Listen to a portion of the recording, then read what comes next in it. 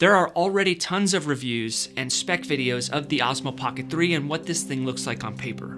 But I haven't seen many people talk about the different real-world use applications and how this camera performs on things like product videos, green screen work, real estate videos, and out and about B-roll shots when the sun is high in the sky and when the moon is out in a downtown setting, or seeing how much better that D-Log footage looks than the normal 10-bit footage that you get out of the OP3, along with how stabilized that footage looks.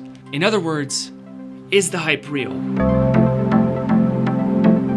I use this camera for everything a content creator would use it for, and I hit some snags along the way, just like a beginner would. And then I created a beginner's course on the Osmo Pocket 3 for shooting video, where I really go into depth in not only how I set up the Osmo Pocket 3, everything from unboxing to the settings, to all the different lighting environments that you might find yourself in, and I also included a bunch of project files that you can download and try out for yourself so you can follow along in the course. I'll leave a link to the course in the description, but for now, I'm gonna share my experience with you, and we are going to get to the bottom of whether or not the hype is real or DJI just doing some great marketing work. One of those two things is accurate, because here we are months after the Osmo Pocket 3. We're calling it the OP3 from here on out. Here we are months after the OP3 was released, and this camera is still constantly back-ordered or out of stock. But once people finally do get their hands on it, I'm interested in things that will affect you once you're out in the field actually shooting with it.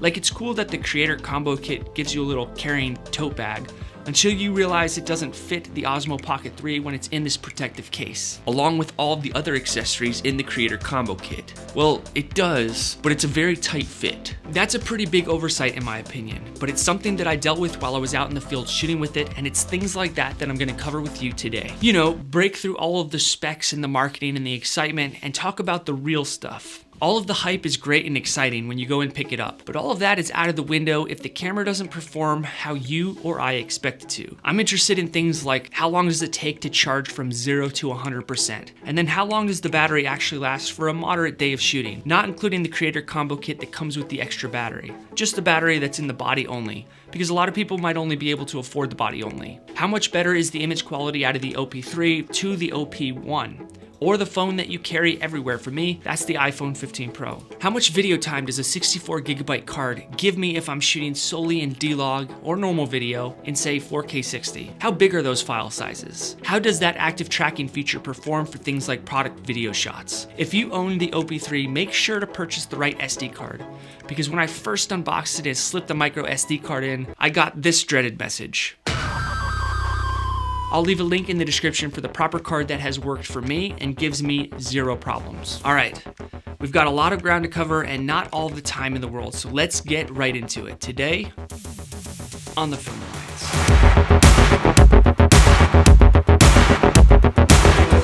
I want to give a shout out to B&H Photo for sending me over the DJI Osmo Pocket 3 Creator Combo Kit to review. They are not sponsoring this video and they did not ask me to mention them, but I'd like to thank them for sharing this with me so I could bring this information to you. I'm coming at this video as someone who might be, say, a beginner, or whose very first camera is the OP3, because at one time, my very first camera was the OP1, and the Osmo Pocket 1 really took me to where I am today. So the OP3 has a special place in my heart. Now, there are tons of unboxing videos of the OP3 at this point, so I'm not gonna do an unboxing video, or the way that I set up my OP3 for different lighting environments. It's just simply too much to all put into one video. That's why I created the course. For now, I'm just gonna talk about my experience with it, what I loved about it, what I didn't love about it, and who I think it's for. To start off, don't let the little OP3 fool you. It's a 1-inch sensor and it can produce 10-bit footage, and not all editing rigs will be able to handle those file sizes. So before you purchase the OP3, make sure your editing rig can handle that footage. The image quality is outstanding, and I was actually shocked to see how good the dynamic range is and how in many cases it actually beat out the ZV-1, which is also a 1-inch sensor.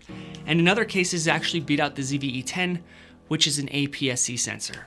I'll save most of my comparison shots I got with those two matchups for different videos, but the point is the OP3 has an outstanding ability to capture great looking images. The OP3 body only comes in at $519 US, and the Creator Combo comes in at $669 US, so it's about $150 more to get the Creator Combo Kit. My opinion is the extra battery that you get with the Creator Combo Kit and the DJI Mic 2 would justify the extra $150, so you'll definitely be using these things if you are a content creator. The display is not as big as a DSLR camera, but it's passable and it's good enough for me to make sure that I'm nailing all of my shots, keeping an eye on the highlights in the frame, and leaps and bounds better than the OP1, which I used to have to connect to my phone just to see what the frame looked like. I do wish the OP3 had more exposure tools like a histogram or zebras on this display, because that would make the entire experience a lot easier when you're using the body only.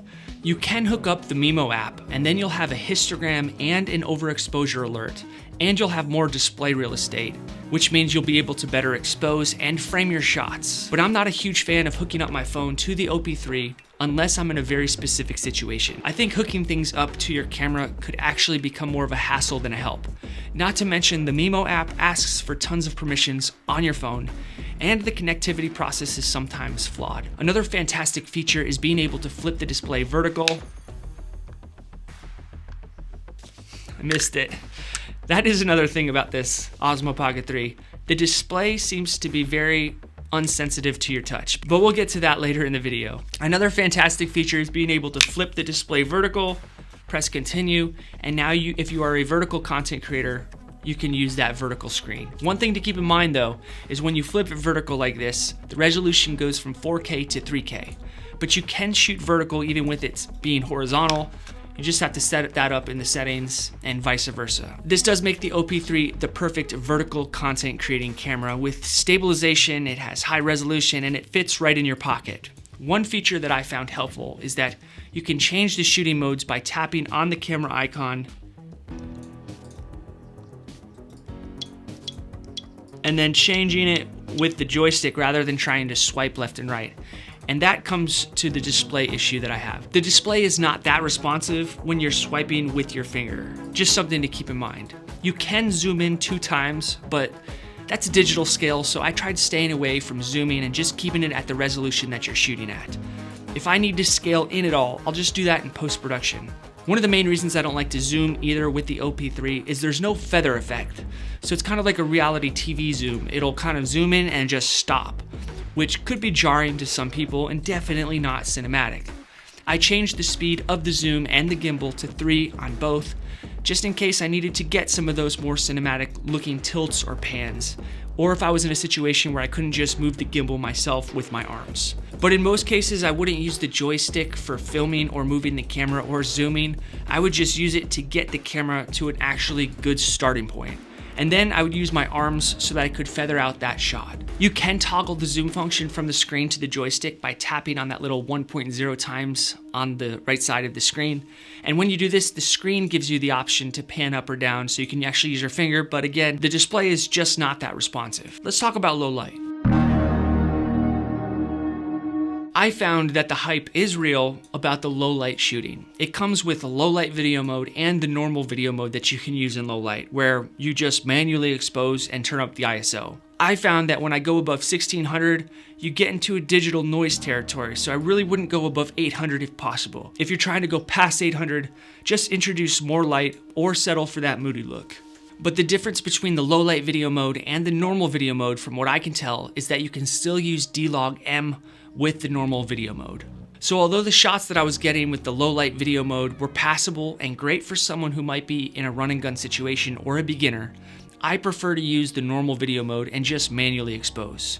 I go into great detail on low light shooting with the OP3 in my course and how I set it up for low light environments, but for now I'm just giving you some example shots and what I was able to achieve. Now let's talk about D-Log-M. One of my favorite features is being able to shoot in 4K 60 D-Log-M 10-bit, because you can really get your shots to match up to other cameras that you might be using, or you can just get more dynamic range out of your images rather than just shooting in the normal color profile. If you don't know what D-Log footage is, it's DJI's log footage version of log footage. Log footage is good if you like to max out your camera's dynamic range and be able to better color grade it when you get to post-production. With the normal color profile, your colors are baked in, so to speak, so it doesn't leave a lot of room to color grade. I found that the log footage that you get out of the OP3 compared to the other log footage that I've used, and from my experience, it seemed to be really great. It wasn't the best log footage in the world, but you still had a lot of room to grade it in post and make your own artistic decisions. This makes the OP3 great for green screen work because it can shoot in 10-bit. And I like green screen work because it gives me more options when it comes to editing. And from my experience, you cannot get the greatest green screen footage shots from an 8-bit camera. But I had no trouble with the OP3's 10-bit footage when shooting in D-Log-M. Now, I did use the normal color profile quite a bit while I was out shooting with it, and I really enjoyed that look. It seemed a lot more realistic looking than other normal color profiles that I get with other cameras. Log will always be better because you'll get more dynamic range and more room to grade in post, but the normal color profile out of the OP3 wasn't as bad as other normal color profiles that I've experienced with other cameras. It has an aperture set at f2, which is one reason I would recommend picking up some ND filters for it. The problem is, if you pick up an ND filter for the OP3, at least as of the time of recording this video, when you attach them to the OP3's glass and you shut it down, that little gap in between isn't small enough to house the ND filters, which means you'll have to remove and put back on the ND filters every single time you turn on and turn off your OP3. Now, I'm sure camera companies will come out with an ND filter system that will fit into that little slot, but as of right now, I don't know of any. I did some product shots with the ActiveTrack 6.0, and I was pleasantly surprised on how good the OP3 tracked the product to give me those nice looking orbital shots when I was using a slider. This means I could use the OP3 for product shots, for cameras and gear and other things that are in my niche, but I can't get too close because the minimum focus distance is 11 inches. So it's not a macro camera by any means, but the ActiveTrack makes it, in my opinion, a really nice product slider camera. The stabilization was outstanding as expected, just like my OP1.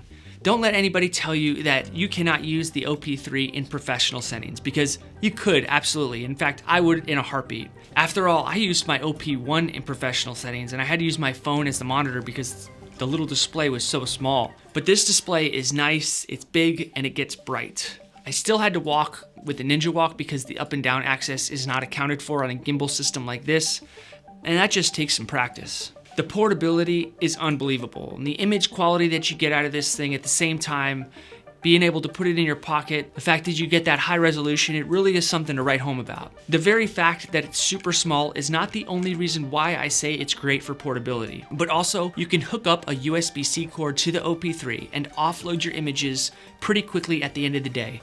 I would just offload all of my footage and then format my SD card and then just keep on moving. I didn't have to remove the micro SD card and then find a micro SD card converter and then hook it up to my computer and wait for the files to transfer over. It was all from the USB-C port. That was another reason why I love the portability of this thing. It's a perfect little travel camera. Most of the time, I prefer a lot of custom buttons on the outside of my camera because then I'll have more control over things like exposure and focus and other things like that. But as far as the Osmo Pocket 3 goes, man, I can tell you I love how it only had two buttons, a record button and a joystick button. It made me be able to focus more on what I was filming, the framing, the lighting, and I wasn't so focused or heavily invested inside of the Osmo Pocket 3. The joystick does a lot more than just pan and tilt the camera. I found if you hold it down, it locks the camera in place, so there's no panning or tilting left or right or up and down, and I used that feature a ton. It was really nice because I was able to do punch-in shots where I didn't want the camera to sway left or right.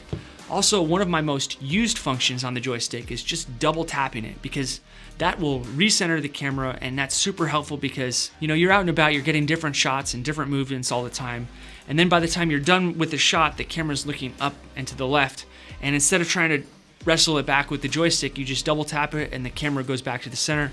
I probably used that hundreds of times in one day. As far as battery life goes, I was getting about 3/4 of a day before I was completely zeroed out. But thankfully, I had this little backup battery that came with the Creator Combo Kit, so it pulled me through that last couple of hours.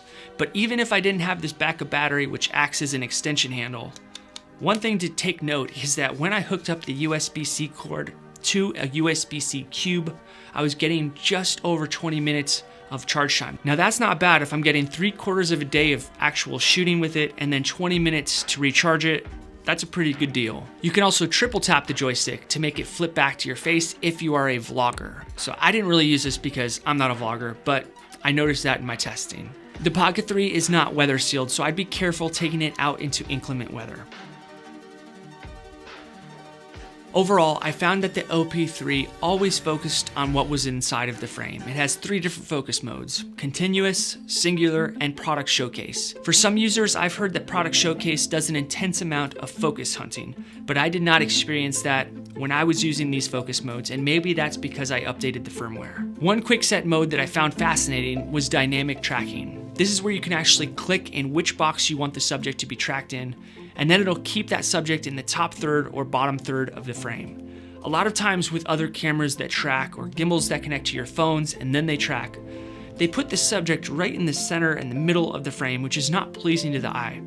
So I'm happy that DJI implemented this into their OP3. I prefer just doing it manually rather than using any of these quick set modes because I feel like I have more control. But if I'm in a pinch or I'm a beginner, I would definitely use that dynamic tracking. You can use face tracking while you're vlogging. This way you can focus your attention on what you're talking about instead of making sure that the camera is 100% keeping your face in the frame all the time. And I'm sure that is a huge help.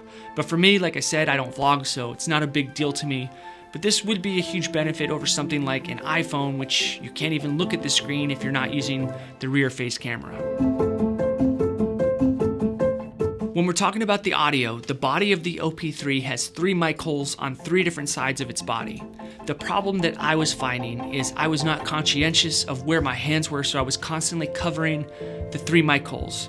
So I had to make sure that I was intentional on how I held the OP3 to make sure I was not covering the mic holes if I was doing any type of audio work. Here's an audio test where I was about 5 feet away from the OP3. I was only using the native mics and I was in an ambient audio environment. And then I used the DJI Mic 2 to see how much different that audio sounded. This is basically what it would sound like if you were to just film with the Osmo Pocket only. Say you were to get the body only and you weren't going to get the DJI Mic 2.